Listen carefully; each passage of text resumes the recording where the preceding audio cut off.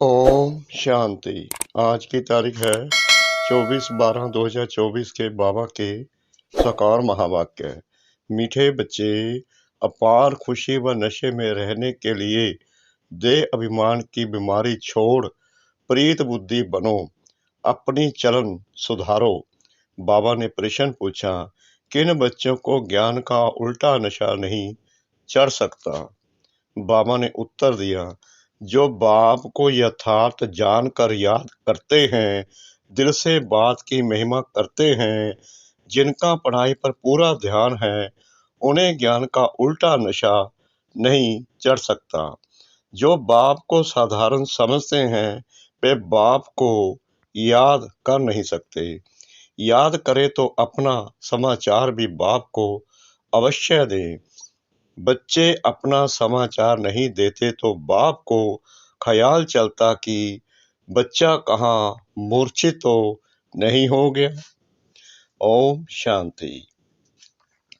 बाप बैठ बच्चों को समझाते हैं, बच्चे जब कोई नया आता है तो उनको पहले हद और बेहद दो बाप का परिचय दो।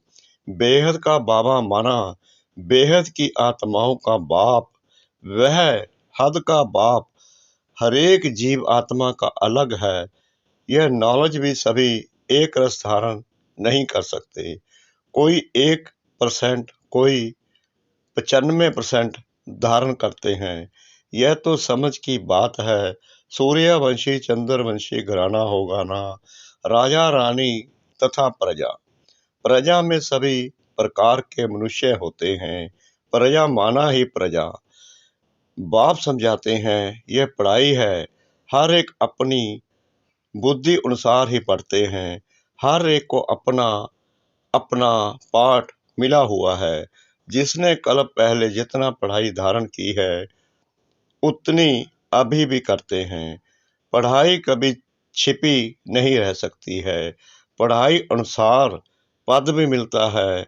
बाप ने समझाया है, आगे चल इम्तिहान होगा, बिगर इम्तिहान के ट्रांसफर हो न सके तो पिछाड़ी में सब मालूम पड़ेगा। परंतु अभी भी समझ सकते हो हम किस पद के लायक हैं। भल लज्जा के मारे सभी हाथ उठा लेते हैं, परंतु समझ सकते हैं ऐसे हम कैसे बन सकते हैं, फिर भी हाथ उठा देते हैं। यह भी अज्ञान ही कहेंगे। बाप तो झट समझ जाते हैं कि इससे तो जास्ती अकल लौकिक स्टूडेंट में होती है। वे समझते हैं हम स्कॉलरशिप लेने लायक नहीं हैं, पास नहीं होंगे। वह समझते हैं टीचर जो पढ़ाते हैं उसमें हम कितने मार्क्स लेंगे। ऐसे थोड़ी कहेंगे कि हम पास विद ऑनर होंगे। यहाँ तो कई बच्चों में इतनी भी अकल नहीं है। दे अभिमान बहुत है। बल आए हैं यह यानी कि देवता बनने के लिए, परंतु ऐसी चलन भी तो चाहिए। बाप कहते हैं, विनाश काले विपरीत बुद्धि, क्योंकि कायदेशीर बाप से प्रीत नहीं है। बाप तुम बच्चों को समझाते हैं कि विनाश काले विपरीत बुद्धि का यथार्थ अर्थ क्या है। बच्चे ही पूरा नहीं समझ सकते हैं तो फिर वह क्या समझेंगे। बाप को याद करना यह तो हुई गुप्त बात। पढ़ाई तो गुप्त नहीं है ना। पढ़ाई में नंबर वार होते हैं, एक जैसा थोड़ी पढ़ेंगे। बाबा समझते हैं अभी तो बेबी है यानी कि बच्चा है। ऐसे बेहद के बाप को 3-3 4-4 मास याद भी नहीं करते हैं। मालूम कैसे पड़े कि याद करते हैं। बाप को पत्थर तक नहीं लिखते कि बाबा मैं कैसे कैसे चल रहा हूँ, क्या क्या सर्विस करता हूँ। बाप को बच्चों की कितनी फिक्र रहती है कि कहाँ बच्चा मूर्छित तो नहीं हो गया है। कितना अच्छा बाप हमारा, वो कितना ध्यान रखते हैं। बाबा कहते हैं मुझे कई बच्चे ऐसे हैं जो लेटर भी नहीं लिखते, पत्र भी नहीं लिखते, पोता मेल भी नहीं देते, अपने को चेक कर मुझे बताते भी नहीं है कि मैं कहाँ तक चल रहा हूँ, कितनी सेवा कर रहा हूँ। मैं ये समझता हूँ कि कहीं बच्चा मर तो नहीं गया है। कहाँ बच्चा मर तो नहीं गया। कोई तो बाबा को कितना अच्छा अच्छा सर्विस समाचार लिखते हैं। बाप भी समझते बच्चा जीता है, यानी कि बच्चा जी रहा है। सर्विस करने वाले बच्चे कभी छिप नहीं सकते। बाप तो हर बच्चे का दिल लेते हैं कि कौन सा बच्चा कैसा है। दे अभिमान की बीमारी बहुत कड़ी है। बाबा मुरली में समझाते हैं, कईयों को तो ज्ञान का उल्टा नशा चढ़ जाता है। ज्ञान का उल्टा नशा उन्हें चढ़ता है जो बाप की श्रीमत पर नहीं चलते, अपनी मनमत पर परमत पर चल पड़ते हैं, मुरली मिस करते हैं। उनको क्या नशा चढ़ेगा। वो तो कई कई दिन भगोड़े हो जाते हैं, सेंटर पर नहीं जानते हैं। अहंकार आ जाता है कि फिर याद भी नहीं करते, पत्थर भी नहीं लिखते, तो बाप भी याद कैसे करेगा। बाबा कहते अगर तुम याद करोगे तभी मैं याद करूंगा ना। याद से याद मिलती है। अभी तुम बच्चे बाप को यथार्थ जानकर याद करते हो, दिल से महिमा करते हो। कई बच्चे बाप को साधारण समझते हैं, इसलिए याद नहीं करते। बाबा कोई भपका आदि थोड़ी दिखाएगा। भगवानुवाच, मैं तुम्हें विश्व के राजाई देने के लिए राजयोग सिखलाता हूँ। तुम ऐसे थोड़ी समझते हो कि हम विश्व की बादशाही लेने के लिए बेहद के बाप से पढ़ते हैं। यह नशा हो तो अपार खुशी का पारा सदा चढ़ा रहे। गीता पढ़ने वाले भल कहते हैं, श्री कृष्ण भगवानुवाच, मैं राजयोग सिखलाता हूँ बस, उन्हें राजाई पाने की खुशी थोड़ी रहेगी। गीता पढ़कर पूरी की ओर गए अपने अपने धंधे दोरी में। तुमको तो अभी बुद्धि में है कि हमको बेहद का बाप पढ़ाते हैं, उन्हें ऐसा बुद्धि में नहीं आएगा। तो पहले पहले कोई भी आए तो उनको दो बाप का परिचय देना है। कौन से दो बाप? एक लौकिक, एक पारलौकिक। बोलो, बाहर स्वर्ग था, अभी नरक है। यह कलयुग है, इसे स्वर्ग थोड़ी कहेंगे। ऐसे तो नहीं कहेंगे कि सतयुग में भी है, कलयुग में भी है। किसको दुख मिला तो कहेंगे नरक में है, किसको सुख है तो कहेंगे स्वर्ग में है। ऐसे बहुत कहते हैं, दुखी मनुष्य नरक में है। हम तो बहुत सुख में बैठे हैं। महल माड़ियां मोटरें आदि हैं, समझते हैं हम तो स्वर्ग में हैं। गोल्डन एज आयरन एज एक ही बात है। तो पहले पहले दो बाप की बात बुद्धि में बिठानी है। बाप भी खुद अपनी पहचान देते हैं। वह सर्वव्यापी कैसे हो सकता है? क्या लौकिक बाप को सर्वव्यापी कहेंगे? अभी तुम चित्तर में दिखाते हो आत्मा और परमात्मा का रूप तो एक ही है, उसमें फर्क नहीं। आत्मा और परमात्मा कोई छोटा बड़ा नहीं, सभी आत्माएं हैं। वह भी आत्मा है, वह सदा परम धाम में रहते हैं, इसलिए उन्हें परम आत्मा कहा जाता है। सिर्फ तुम आत्माएं जैसे आती हो वैसे मैं नहीं आता। मैं अंत में इस तन में आकर प्रवेश करता हूँ। यह बातें कोई बाहर का समझ ना सके। बात बड़ी सहज है। फर्क सिर्फ इतना है, जो बाप के बदले वैकुंठवासी श्री कृष्ण का नाम डाल दिया है। क्या श्री कृष्ण ने वैकुंठ से स्वर्ग में आकर राजयोग सिखाया? श्री कृष्ण कैसे कह सकता है, देह सहित देह के सब संबंध छोड़ो, माँ में कम याद करो। देहधारी की याद से पाप कैसे कटेंगे? श्री कृष्ण तो एक छोटा बच्चा और कहाँ मैं साधारण मनुष्य के वृद्ध तन में आता हूँ। कितना फर्क हो गया है।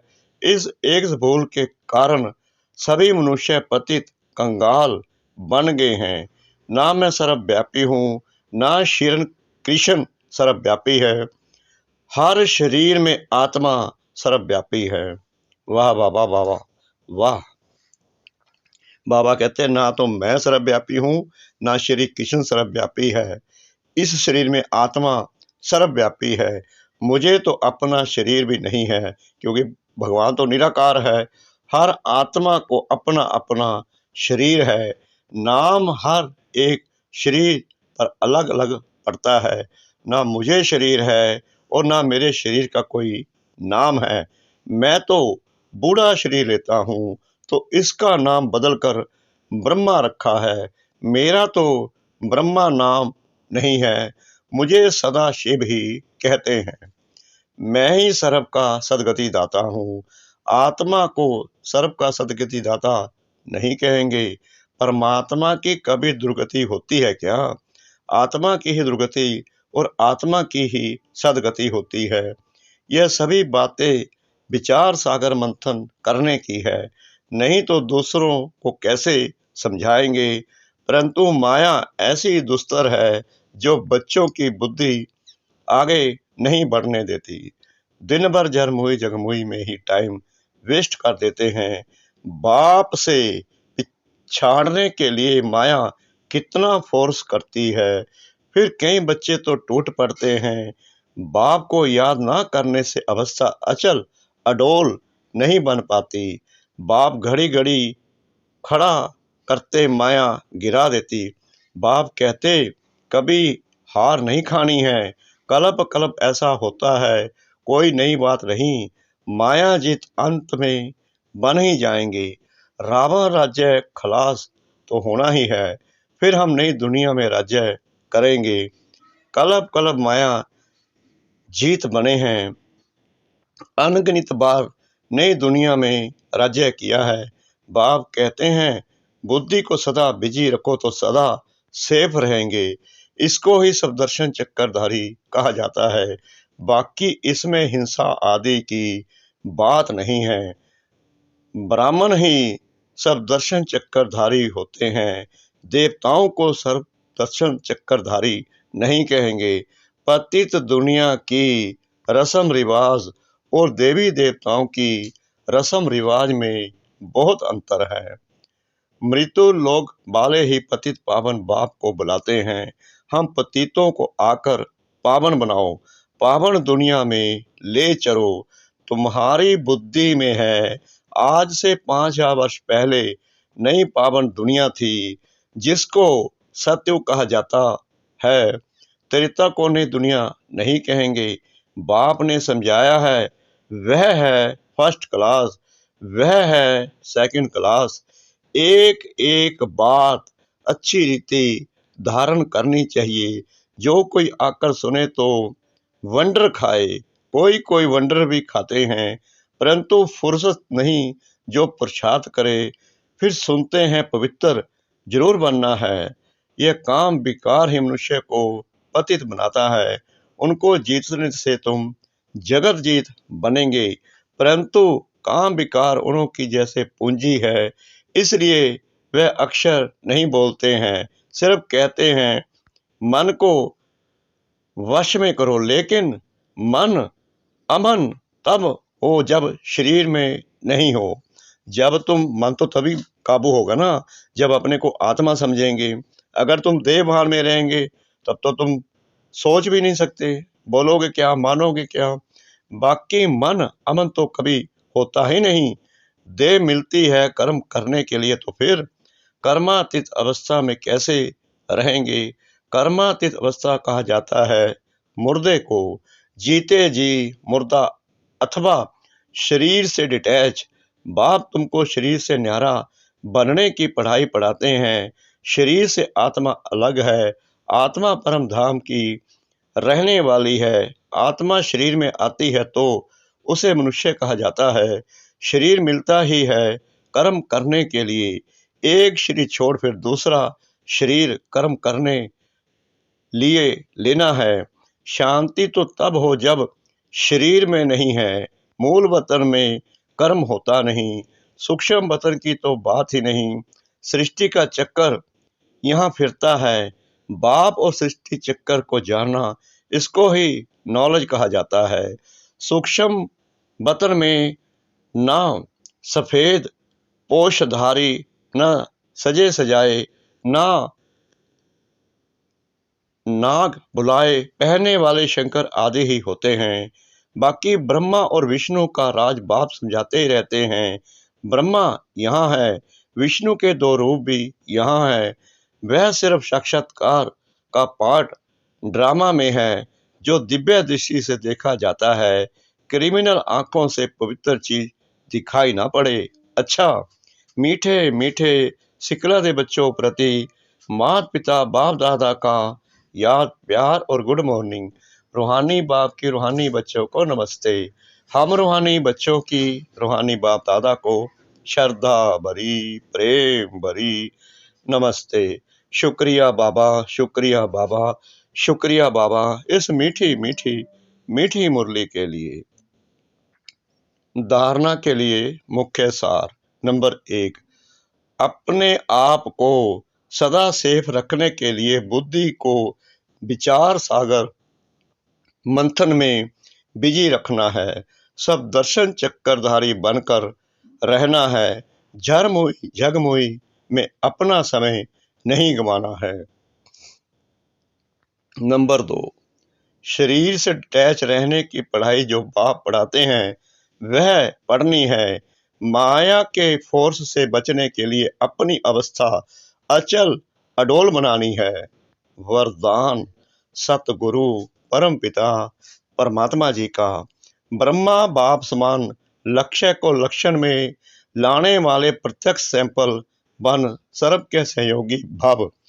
जैसे ब्रह्मा बाप ने स्वयं को निमित्त एग्जाम्पल बनाया, सदा यह लक्ष्य लक्षण में लाया। जो ओटे सो अर्जुन, इसी से नंबर 1 बने। तो ऐसे फॉलो फादर करो कर्म द्वारा सदा स्वयं जीवन में गुण मूर्त बन प्रत्यक्ष सैंपल बन औरों को सहज गुण धारण करने का सहयोग दो। इसको कहते हैं गुणदान। दान का अर्थ ही है सहयोग देना। कोई भी आत्मा अब सुनने की बजाय प्रत्यक्ष प्रमाण देखना चाहती है तो पहले स्वयं को गुण मूर्त बनाओ। स्लोगन सर्व की निराशाओं का अंधकार दूर करने वाले ही ज्ञान दीपक हैं। सर्व की निराशाओं का अंधकार दूर करने वाले ही ज्ञान दीपक हैं। ओम शांति।